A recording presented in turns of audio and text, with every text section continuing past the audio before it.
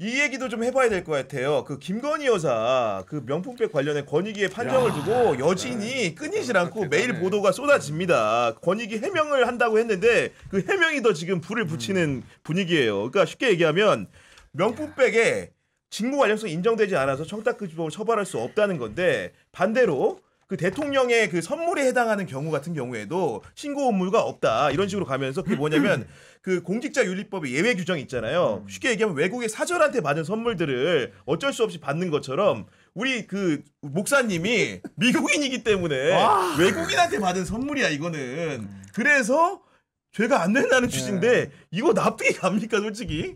이거 권익위가 아니라 변호인 측에서 갖고 나와야 되는 그래서 지금 국민 권익위가 앞에 국민은 빠지고 여사 권익위로 바뀌었다라는 거 아닙니까? 그런 좋은 그 비아냥이 나오는 이유가 다 있는 거예요. 예를 들면 하나만 그 일단 사실관계를 하나 짚어볼게요. 국민 권익위가 최재현 목사 조사 안 했잖아요. 안 했죠. 안 했는데 그분이 외국인인 거 어떻게 알죠? 민증 까봤나? 뉴스 봐서 뉴스 보는 거야 그냥. 그러니까 뉴스로 확인하면은 더 이상 확인할 필요가 없는 건가요? 국가기관에서 엄정하게 확인해야죠. 그러니까요. 원래는. 국가기관에서 확인이라는 것은 보도를 보고 확인하는 건 아닌 거잖아요. 그렇죠. 사실관계 확인을 먼저 해야 되는 거죠.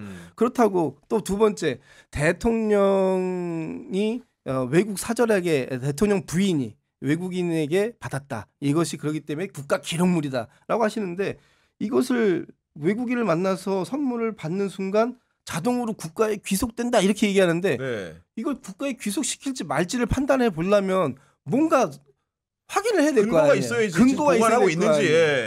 그러니까 이게 어떤 과정에 의해서 받게 됐는지, 이 준 사람은 누군지, 그다음에 이게 시가로는 얼마인지, 이걸 갖다가 어디다가 보관을 해야 될 건지 이런 걸 정리하려면 어떤 별도의 신고 절차가 있어야 이게 프로세스가 진행될 거 아니에요. 실제로 일부 책은 지금 폐지장에 발견된 거 아니에요. 재활용품장에서 발견돼서. 권성희 변호사님이 주었습니다. 그러니까 주었잖아요. 남이 취득했잖아. 그러니까 그거는 그러면 국가기록물 아닌가요? 국가기록물이 아니라고 봤겠죠. 그러니까 그렇게 하면 안 되는 거예요. 아니 어떤 거는 선물이고 어떤 거는 국가기록물이고 어떤 것은 그냥 폐기장에다 내다 버려도 되는 그런 건 아니란 거잖아요. 그러니까 또 이걸 권익위가 이거 발표하려고 그렇게 오랜 시간을 끌었나? 아니 이런 결론이면은 진작에 결론을 냈어야 되는 거 아니에요? 그러니까 조사를 90일 이내에 해서 결과를 발표해야 되는데 근데 한 차례 연기해가지고 도가에서 냈어요. 그런데 발표할 때 이렇게 얘기합니다. 그럼 총선 때 발표했으면 뭐 어느 정당에 특정 정당에 영향을 주려고 하는 거 아니냐라고 그걸 왜 자기들이 판단해? 권익위가 왜 그런 정무적 판단을 하는 기관이에요? 아니 특정 정당이 불리했을 것 같은데. 그렇지. 그러니까 이런 식으로 권익위가 운영이 되면 안 된다. 이래서 권익위가 무용론이 나오고 있는 거예요. 그리고 청탁금지법을 권익위가 사실상 청탁금지법을 지켜야 될 것이 권익위 아닙니까? 그렇죠. 근데 청탁금지법을 무력화시키는 게 권익위가 되었다. 그러니까요. 그럼 앞으로 이 공직자 배우자들은 처벌 규정이 없어요? 그럼 공직자 배우자들은 그냥 받으면 돼요? 아니 그러니까 명품백 받아요? 그러니까 외국인이 배우자한테 주면 되는 거예요. 완벽합니다. 그 사례를 만들어줘 버렸어. 해도 되는 사례를. 이런 식으로 하다 보니까 정말 안 해도 될 부분을 가지고 물론 이제 그 제가 보기에도 청탁금지법이 약간의 입법 불비 조항은 있어요. 그런 부분들은 이제 또 개선해야 되겠죠. 수정해서 새롭게 이게 그 수정안이 나와야 될 텐데. 이렇게 기존에 있는 청탁금지법을 완벽하게 무력화시키는 걸 국민권익위가 했다라는 부분 이거는 국민권익위에서는 두고 흑역사로 기록될 겁니다.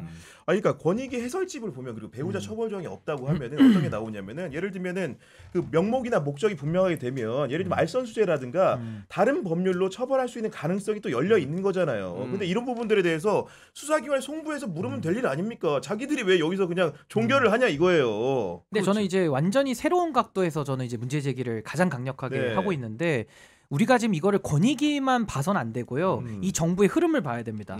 감사원의 최재 원장이 정권 초기에 뭐라고 했는지 아십니까? 감사원장이 국회 나와서 우리는 정부의 국정 운영을 지원하는 기관입니다. 이따 이 소리를 한 적이 있고요. 감사원 탈락. 검찰청 탈락. 검찰청 이번에 이원석 총장 뭐라 그러죠? 법 앞에는 성역도 예외도 없습니다라고 하면서 김건희만 계속 봐줍니다. 그렇죠. 근데 권익위는 건의이익위원회로 이름을 바꿔야 돼요. 건익위로. 건의의 이익을 수호하는 건익위로 바꿔야 되는데 이 건익위가 하는 짓이 국방부랑 하는 짓 똑같지 않습니까? 법을 갖다가 권력자들의 입맛에 맞도록 아웃소싱을 해줘요. 완전히 그 맞춤형으로 아주 CRM으로 만들어다가 드립니다. 먹기 좋게. 그래서 저는 법률가의 자격이 없고 법률가로서 저분들 다 검사 후배들이고 판검사들인데 저는 이렇게 봅니다. 이 과거에 그 집 명품백 준 거 김태정 검찰총장 배우자가 옷을 받아서 온로비 사건이라고 있었어요. 그때 온로비 사건이 1호 특검의 모태가 된 사건이거든요. 그때 그 김태정 총장의 배우자 보고 옷 사줬습니까? 김태정 총장 보고 사준 거예요. 그렇겠죠, 그게 뇌물인 겁니다. 그러면은 윤석열 대통령도 김건희 여사가 명품백을 받았는데 김건희 여사 좋아해서 줬어요? 뭐 팬이에요? 뭐예요? 아니잖아요. 윤석열 대통령을 보고 준 거란 말이에요. 그렇죠. 박근혜 최순실 케이스 윤석열 대통령이 했던 뇌물 수사도 최순실의 딸에게 삼성이 말을 사주는데 뇌물이 됩니다. 그 최순실 딸 정유라 보고 줬습니까? 아니면 최순실의 딸 엄마인 정유라 아니 엄마가 최순실이지. 최순실이 관저 들락날락하면서 박근혜의 측근이니까 준 거 아닙니까? 그렇죠. 이걸 경제공동체로까지 묶었거든요. 저는 그래서 이게요. 자꾸 청탁금지법 개정해야 된다. 청탁금지법 문제 일로 세면 안 되고 이 사안은 뇌물 사안을 갖다가 지금 청탁금지법으로 저는 오히려 축소하고 있다고 봅니다. 이거 뇌물 사안이고 뇌물이 만약에 수사가 안 된다. 아이 선수지에 들어가야죠. 특가법에 있는 조항입니다. 근데 이거를 갖다가 눈 감아준다. 제가 찾아왔어요. 부패 방지 권익위법을 찾아보시면 59조에 뭐라고 나와 있냐. 제가 읽어드릴게요. 네. 위원회에 신고가 접수된 당의 부패 행위의 혐의 대상자가 대통령도 포함됩니다. 고위공직자로서 부패 혐의의 내용이 형사처벌을 위한 수사의 필요성이 있는 경우에는 권익위원회 명의로 검찰, 수사처, 경찰 등 관할 수사기관에 고발해야 된다라고 나와 있어요. 의무조항으로 돼 있어요. 공결할 게 아니고 고발했어야 된다. 고발해야 된다라고 돼 있는데 고발 안 하고 이 사람들이 지금 완전히 그 뇌물을 갖다가 이상하게 둔갑시켜서 위협성이 없다고 거짓말을 했잖아요. 대국민 사기를 쳤기 때문에 전 이거 직무유기죄로 처벌해야 된다고 봐요. 그러니까 지금 여기에 대해서 저는 뭐 청탁금지법 보완할 건 보완하는 거고 아예 다른 문제고 이 사안은 명백하게 뇌물 받아먹는 게 들킨 거예요. 그 세상에 나왔습니다. 근데 수사를 안 해. 그러니까 이거는 검찰권의 사유화 플러스 결국에는 권익위가 본인들의 직무유기를 했다. 전 이게 사안의 본질 아닌가. 저 그렇게 생각합니다. 강력하게 처벌해야 돼. 이거 특검하면요. 저 이거 권익위 관계자들 있잖아요. 이분들까지도 직무유기로 싹 다 넣어서 이거 수사해야 됩니다. 제가 볼 때. 그 와중에 김건희 여사는 조롱하듯이 순방 떠날 때 바이바이 플라스틱 백 요거 에코백 들고 그러니까, 네. 난 그걸 보고 너무 국민 우롱이야. 우롱 진짜 난 집에서 누워가지고 우롱당해서 벌떡 일어났잖아. 야, 와. 잠도 안 오잖아 이게. 이게 너무한 거 아닌가. 그러니까 사실은 이게 누차 얘기한 거지만은 앞에 방송에서도 그 가방을 들고 가면 누군가는 얘기를 해줘야 되는 거 아닙니까? 혹시나 이런 오해의 소지가 국민들이 오해할 소지가 있으니까 그 가방은 안 드시는 게 좋겠다. 다른 문제도 마찬가지예요. 술 얘기를 계속 멍게 보고 소주 얘기하시는데 누군가는 대통령님에 대한 여러 가지 세설 중에 이런 술에 대한 안 좋은 소문이 많으니까 그 얘기는 안 하시는 게 좋겠다. 이런 참모가 하나라도 있어야 되는 거 아닙니까? 대통령실이. 내가 너무 생각하는 건지 모르겠는데 네. 그 와중에 이 가방 사진을 보면 개가 또 있습니다. 그래요? 초반부터 개 사과부터 해서 개 논란이 많았잖아요. 뭔가 개가 짖는 듯한 느낌이. 그래서 우리 보고 한 소린가?